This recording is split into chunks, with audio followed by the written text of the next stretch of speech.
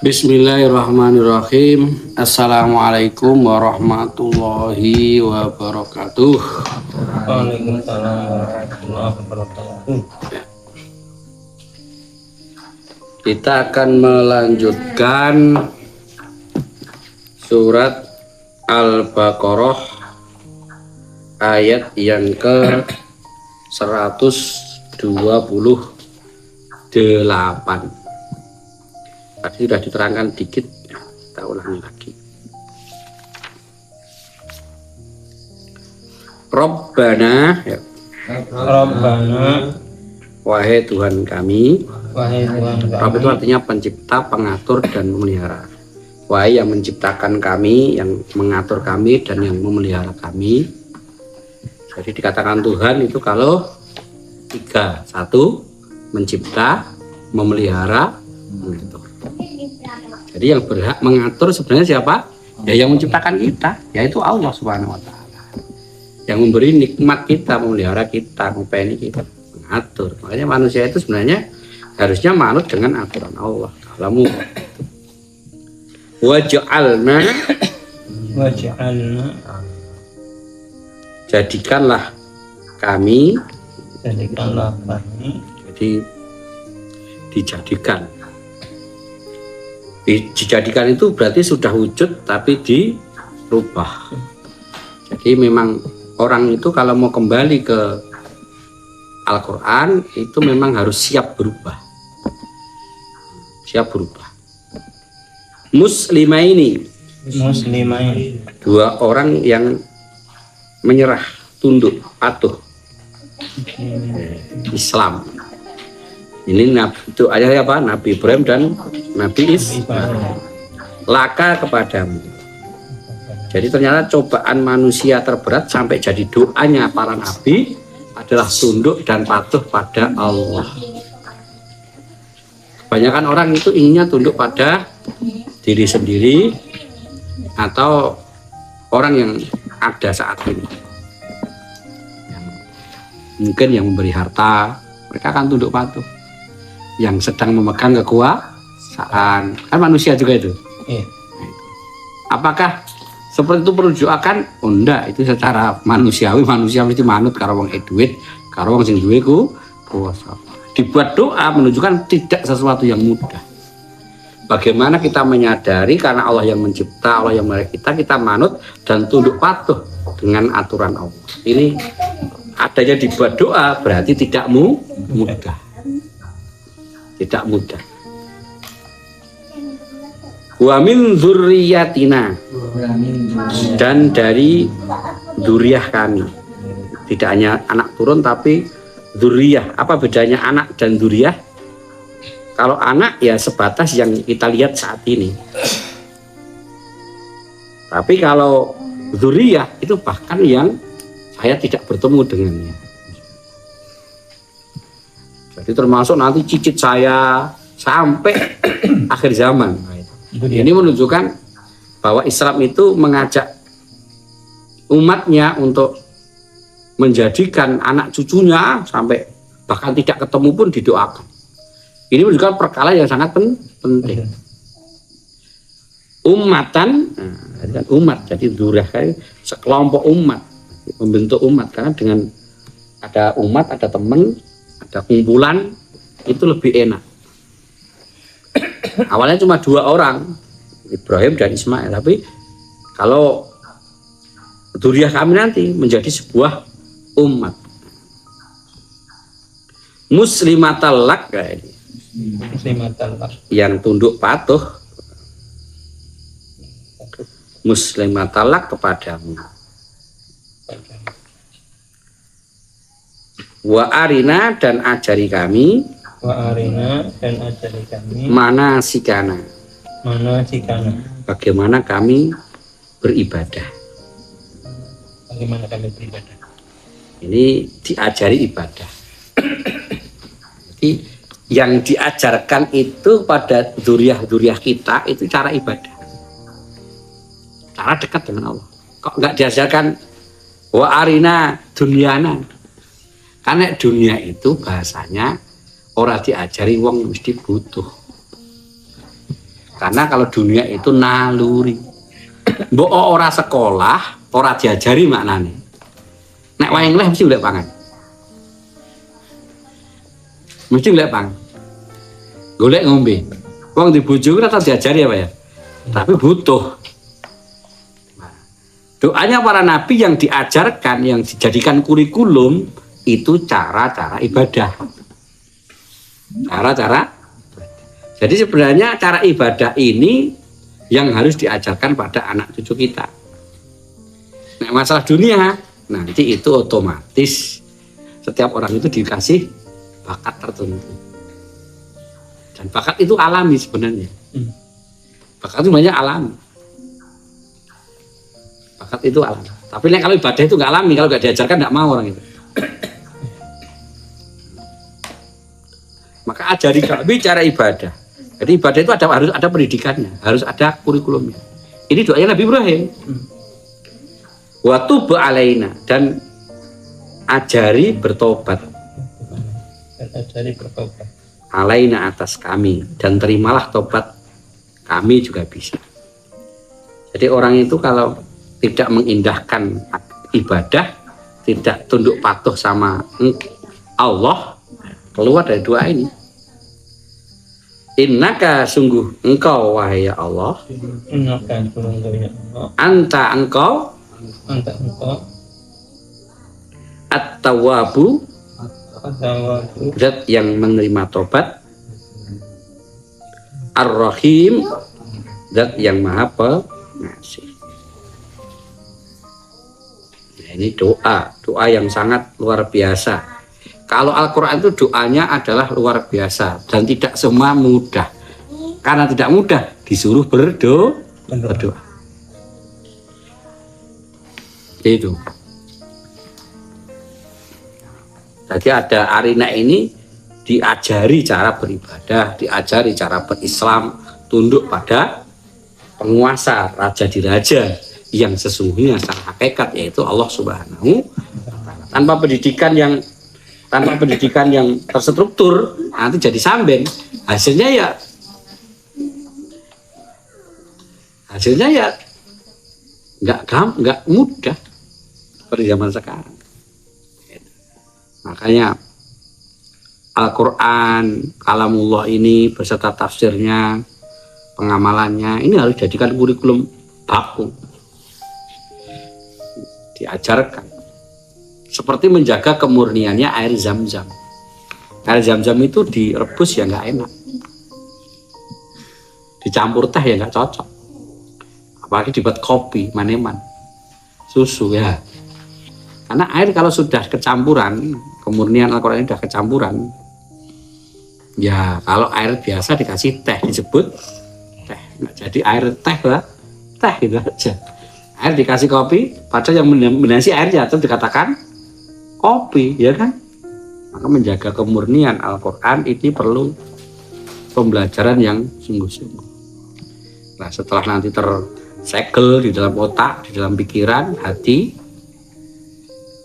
Islam itu kan di otak, di hati, dan di nafsu, otak di roh, bukan di perut. Kalau di perut itu naluri ya. Baru nanti belajar. Apa itu? Coba mengikuti bakat yang sudah ditanamkan oleh Allah, karena orang itu setiap orang kan membawa rezeki ya.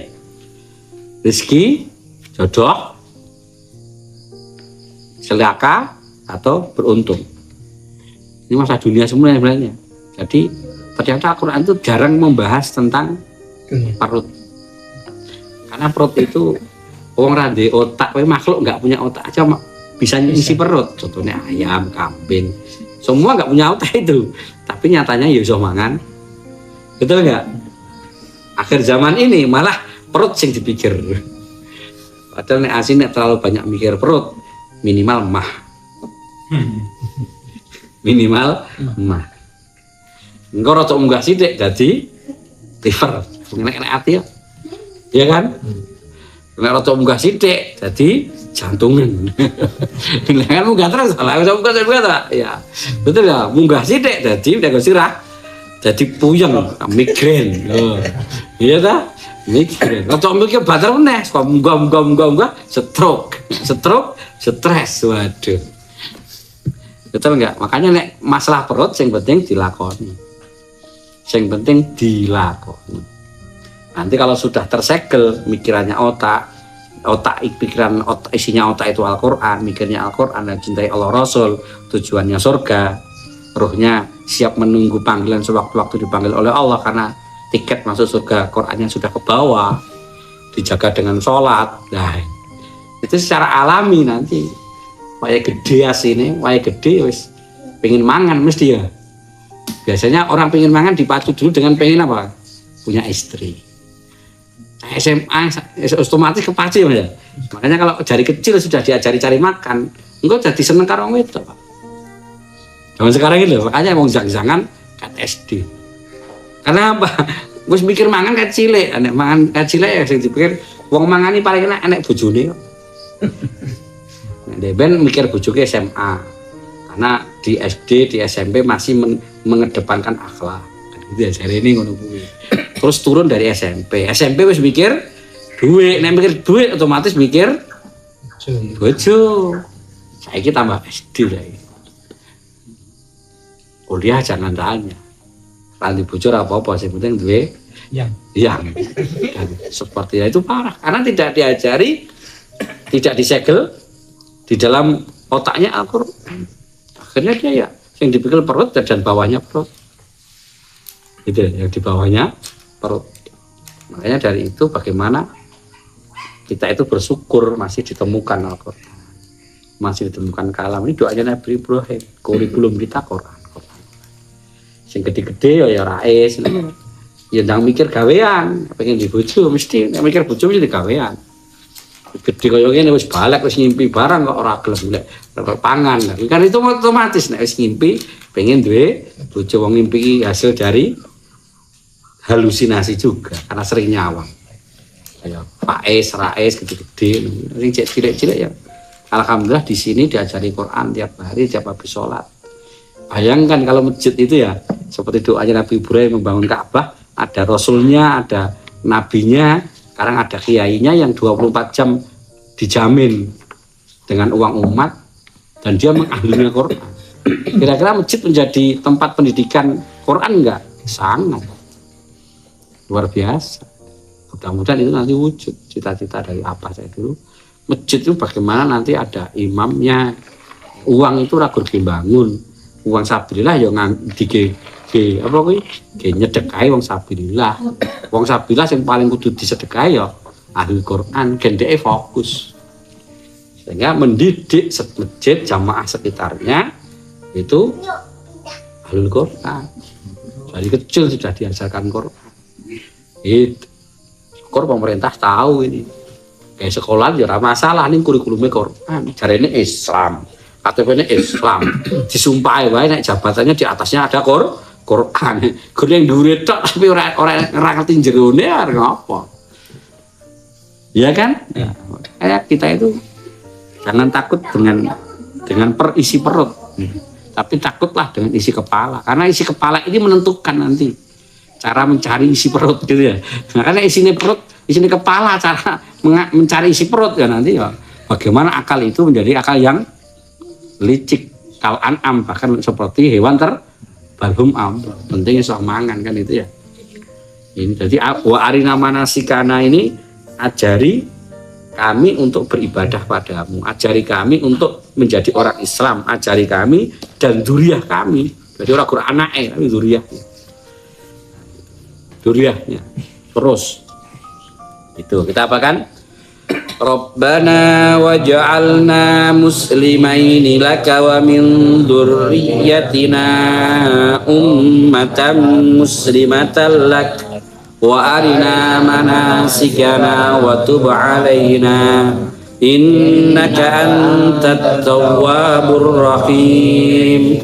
Rabbana waj'alna muslimaini laka wa min dzurriyyatina ummatan muslimatan lak wa arina manasikana wa tub alaina innaka antat tawwabur rahim. Sekali lagi, Rabbana waj'alna muslimaini laka wa min dzurriyyatina ummatan muslimatan lak wa arina manasikana wa tub alaina innaka antat tawwabur rahim. Sudah ditulis, sudah dibaca beserta maknanya, sudah diterangkan, tinggal sudah berzikir, tinggal disetorkan, kemudian untuk sholat, kemudian didakwahkan suatu saat nanti, dan terus berdoa agar bertemu dengan Ahlul Quran yang lain, sehingga semakin banyak Ahlul Quran, satunya Ahlul Quran itu insya Allah menjadikan sebab baldatun thayyibatun wa rabbun ghafur. Itu dengan banyaknya orang yang Ahlul Quran penuh menyebarkan kalamullah, semakin tunduk dengan Allah. Kalau Allah sudah ditunduki, insya Allah dunia itu akan mudah dijalani, karena memang dunia itu miliknya Allah, bukan buatan manusia. Maka yang tahu aturan ngatur dunia yang membuat dunia Allah. Mudah-mudahan dimanapun berada Ahlul Quran itu nanti bisa disatukan oleh Allah, dan mereka adalah orang-orang yang terpilih untuk menjadikan Quran, menjadi kalamullah ini sesuatu yang harus dipelajari, karena wajibnya. Karena orang sekarang wajibnya Quran itu nggak gampang. Iya, kadang nek wis bayar anake mlebu ning pondok, kaya-kaya wis ora perlu ngaji karo kiai ning pondok. Padahal nek infak hukume kuwi bagi yang mampu. Sedangkan nek ngaji ala kulli muslim. Berarti walaupun infake nang agama kuwi 1 triliun, bahkan sing anu wakaf pondok, bahkan operasi DE, dia tetap ada kewajiban ngaji. Nah, ini menyadarkan orang wajib ngaji pada ahlinya, fasalu ala dzikri in kuntum la ta'lamun. Ini zaman sekarang ini waktu abot. Kenapa? Ibadah saya yang penting infak wae, kok tak kei syafaat. Jangan ae. Aku kan Ahlul Quran, infaknya kok tak kei syafaat. Muridku kayak dong ngapake Quran, infak kok itu syafaat, murid-muridku ya ngaji ya. Infak ya ngaji. Nek ora iso infak tetap ngaji lah gitu. Jadi nek ngaji itu ala kulli muslim, tapi nek infak bagi yang mampu. Beda hukumnya. Assalamualaikum warahmatullahi wabarakatuh. Waalaikumsalam warahmatullahi wabarakatuh.